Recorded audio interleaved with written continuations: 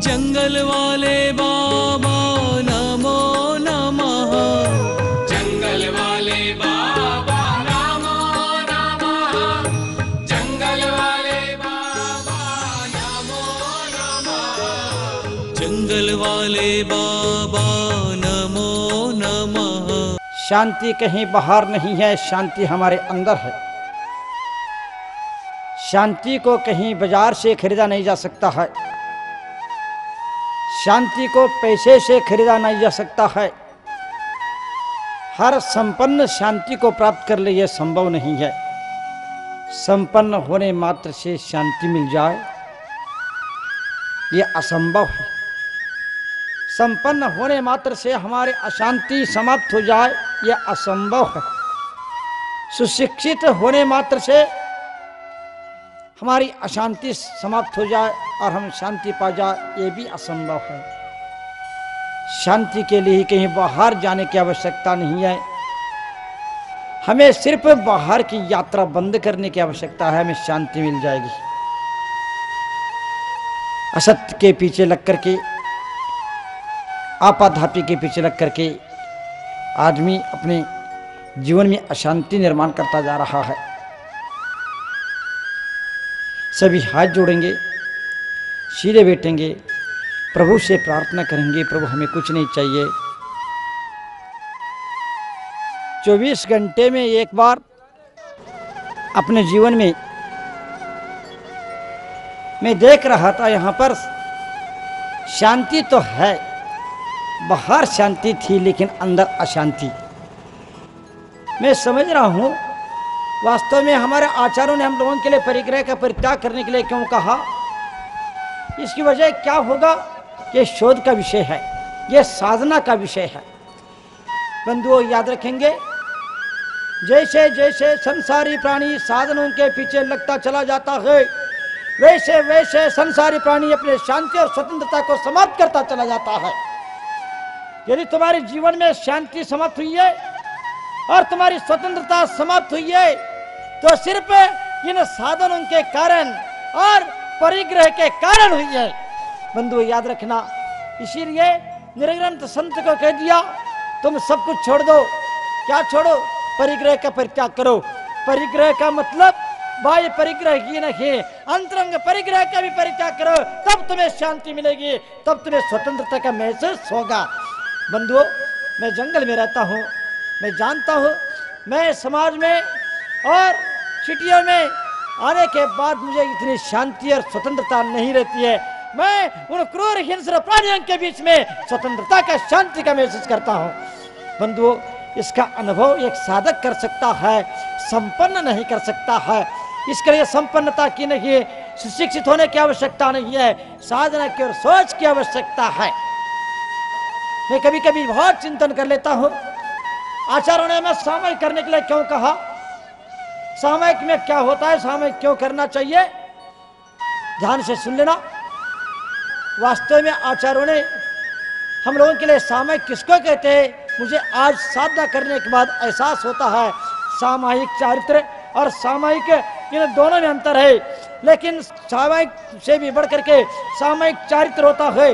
और इसके साथ साथ एक बात कहना चाहूँगा, सामयिक क्या है, सत्य को समझ करके, सत्य को एहसास करते हुए सहज होने का नाम सामयिक है। हम सामयिक कर ले, लेकिन हमारे अंदर सहजता न आ जाए और सत्य के प्रति हमारी आस्था, श्रद्धा, समर्पण न जागे, यह कोई सामयिक नहीं है।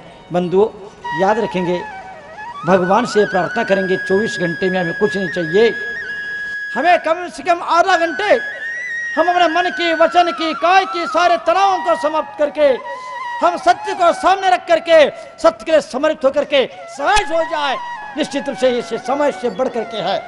बंधुओं याद रखो, अपने जीवन में 24 घंटे में एक बार राग द्वेष विषय कषाय की श्रृंखला अनादिकाल से चली आ रही है, इसका कोई आदि नहीं है। अब अंत आप कर सकते हैं, ये आपके हाथ में है। आप चाहेंगे तो आज अभी आपकी यह अनादिकालीन श्रृंखला टूट सकती है, राग द्वेष और विषय कषाय की। जब तक ये श्रृंखला नहीं टूटेगी तब तक तुम्हें धर्म का एहसास, सत्य का एहसास नहीं होगा, तुम्हें शांति नहीं मिलेगी। 24 घंटे में एक बार बैठ करके इन तनावों से मुक्त होकर के सत्यार्थ को समझते हुए, यथार्थ को और भूतार्थ को समझते हुए, आत्म तत्व को सामने रखते हुए, संसार की असारता को समझते हुए और सिद्धत्व को और संतों के और सिद्ध परमेष्टि के सद्गुणों को सामने रख करके कि संसार की असारता को समझ करके सहज होने का प्रयास करना। मेरा कोई नहीं है, मैं किसी का नहीं हूँ, बस मैं एक बार सहज हो जाऊँ। इस प्रकार से चलेंगे, हाथ जोड़ेंगे, सीधे बैठेंगे, प्रभु से प्रार्थना करेंगे कि ये उतार चढ़ाव, ये कर्म का उदय, ये राग द्वेष विषय कषा की श्रृंखला समाप्त हो और हम सहज होकर के शांति का महसूस कर सके। इस भावना के साथ ओम शांति का उच्चारण। हमारे अंदर शांति का महासागर लहरा रहा है। हम उस शांति के महासागर में डुबकी लगाने की आवश्यकता है, कहीं बाहर भागने की आवश्यकता नहीं है। प्रभु से ऐसे प्रार्थना करें, हे प्रभु हमें ऐसे शक्ति दो, ऐसे ताकत दो, ऐसा बल दो, हम किसी भी स्थिति में, किसी भी परिस्थिति में, कैसे भी अवस्था में हम अपने जीवन में सहज होकर के उसके सामना कर सके और सन्मार्ग पर चल करके शांति को प्राप्त कर सके। जो व्यक्ति जैसे जैसे सत्य को समझता चला जाता है, वह व्यक्ति विस्तृत होता चला जाता है, विशाल होता चला जाता है, वह किसी भी संकीर्ण दायरे में बंध नहीं सकता है। यदि तुम किसी भी संकीर्ण दायरे में बंधे हो तो मैं समझता हूं तुम सत्य को नहीं समझे हो। सत्य को समझने वाला, मैं कभी सोचता हूं सत्य को विश्वव्यापी व्यक्ति कैसे बनता है।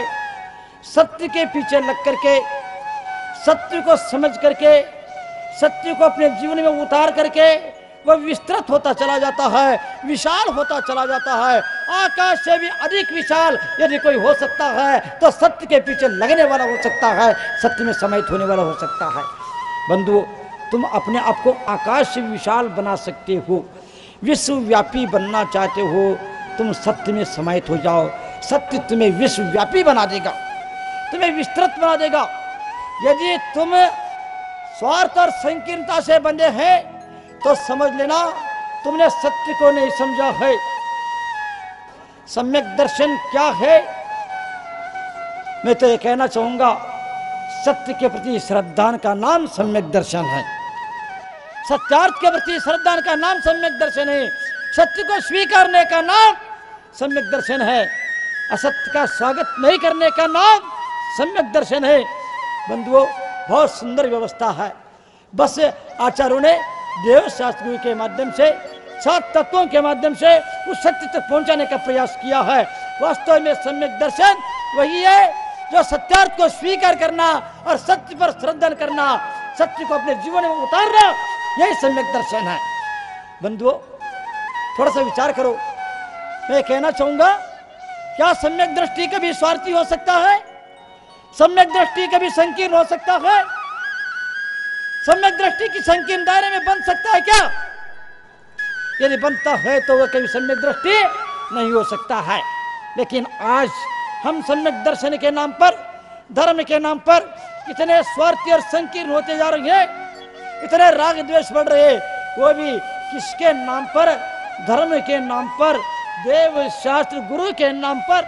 आश्चर्य की बात है, सत्य के नाम पर, सन्मार्ग के नाम पर।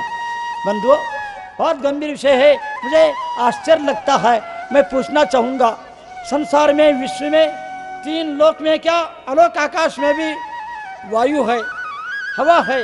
क्या हवा के ऊपर किसी का एकाधिकार है क्या? जो सूरज का प्रकाश है उस पर किसी का एकाधिकार है क्या? उसका सेवन, उसका उपयोग क्या जैनी कर सकता है क्या? क्या संपन्न कर सकता है क्या? क्या सुशिक्षित कर सकता है क्या? ये बहुत बड़ा प्रश्न है। आप क्या समझ रहे हो? कुछ पैसे कमा ले तो आपने क्या समझ के रखा अपने आप को? क्या सत्य को खरीद कर रखा?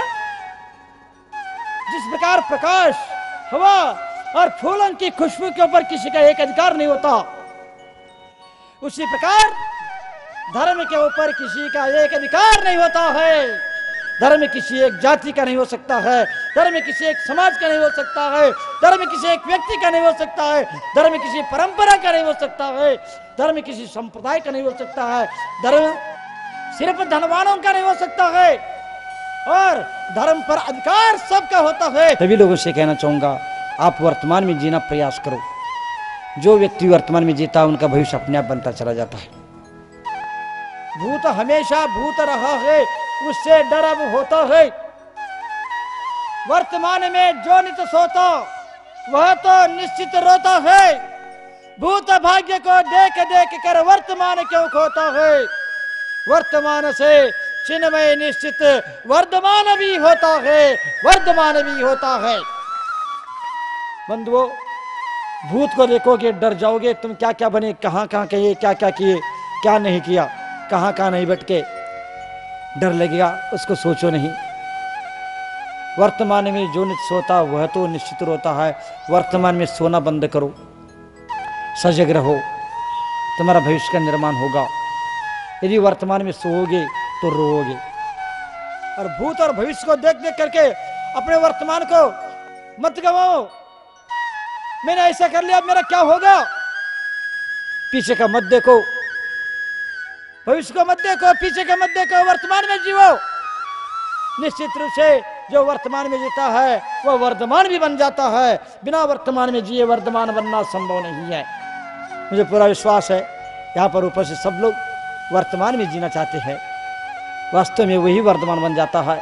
तुम अपना भविष्य बनाना चाहते हो तो वर्तमान में जीना प्रारंभ करो। भूत और भविष्य को देख करके वर्तमान को व्यर्थ में मत गवाओ। मुझे इस बात की इसलिए खुशी है, सरवाड़ का मंदिर को पुनः ऐसे सुरक्षित करने का अवसर मुझे मिला अपने जीवन में। मैं तो सिर्फ शायद दुनिया से ही विहार करके आ रहा था। रास्ते में मेरे को दबाव डाला गया, महाराज जी 1 दिन 2 दिन, महाराज जी ऐसा ऐसा ऐसा। मैंने कहा अभी कुछ नहीं कहूँगा, अभी तो आहार और उसके बाद की बात अलग। लेकिन जैसे भी बाबा को देखा, बाबा की दयनीय स्थिति को देखा, आंखें डबडबाई, अधर में बैठे हैं, अस्थिर बैठे हैं, समाज स्थिर कैसे होगी। इन स्थितियों को देख करके भगवान की शक्ति को देखा, भगवान की ताकत को देखा, लगा कि नहीं, दर्शन करके आया, आहार तो छोड़ो। समाज को बुलाया, कह दिया क्या कर रहे हो, क्या करना चाहते हो। समाज ने एक ही बात कह दी, अब जो कहेंगे वो होगा। बस वहाँ से यात्रा प्रारंभ हुई। आज करोड़ों का मंदिर आपके सामने है। बाबा सुरक्षित है, मंदिर सुरक्षित है। अब अंदर से ही पत्थर लग जाएंगे, हजारों वर्षों के लिए मंदिर सुरक्षित हो जाएगा। मेरा हम भी चले जाएंगे, आप भी चले जाएंगे, लेकिन मंदिर जिन शासन की ध्वजा लहराता हुआ, जिन शासन का संदेश देता हुआ यहाँ पर बना रहेगा और हजारों वर्षों तक आने वाली पीढ़ी देखती रहेगी। हमारा जीवन मनुष्य पर्याय और जैन कुल में जन्म लेना और श्रावक होकर के उत्पन्न होना, संपन्न होना, समझदार होना सार्थक हो गया ऐसा लगता है। बंधुओं, समय बहुत हो गया है। मैं सबसे इतना कहना चाहूँगा, हम किसी समाज और जाति के कारण, किसी धर्म के कारण, किसी ग्रंथ के कारण, किसी पंथ के कारण, किसी राग द्वेष के कारण सत्य से मुख नहीं मोड़ना, धर्म के स्थान पर अधर्म नहीं करना, उस अधर्म से बच जाना। तुम्हारा कोई काम नहीं आएगा तुम जिसकी वजह से राग द्वेष कर रहे हो। न तुम्हारा समाज काम आएगी, न सिख ईसाई, न हिंदू, न मुसलमान, न ब्राह्मण, न जैन, न बौद्ध, कोई भी क्यों ना हो, ये जाति पंथ ये समाज काम नहीं आएगा। आपने जो काम किया है, अच्छे काम किया है, वो काम तुम्हारे काम आएगा। इसके वजह से ये सामाजिकता समाप्त हो रही है, असामाजिकता फैल रही है, अराजकता फैल रही है। इसके बातों में आने वाला स्वार्थी होता है, संकीर्ण होता है, इसीलिए इसमें उलझ जाता है। यदि सच्चाई को समझ जाता है, कौन जैन, कौन बौद्ध, कौन सिख, कौन ईसाई, कौन हिंदू और कौन मुसलमान, किसका कल्याण होगा? सिर्फ जैनों का कल्याण होगा क्या? सिर्फ जैन ही भगवान बन सकता है क्या? सिर्फ ब्राह्मण ही भगवान बन सकता है क्या? सिर्फ मुसलमान ही भगवान बन सकता है क्या?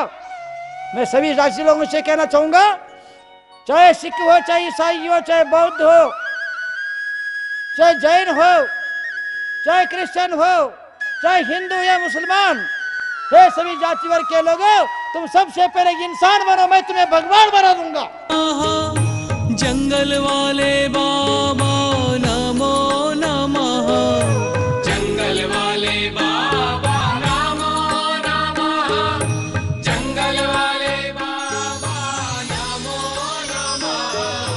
जंगल वाले बाबा नमो नमः।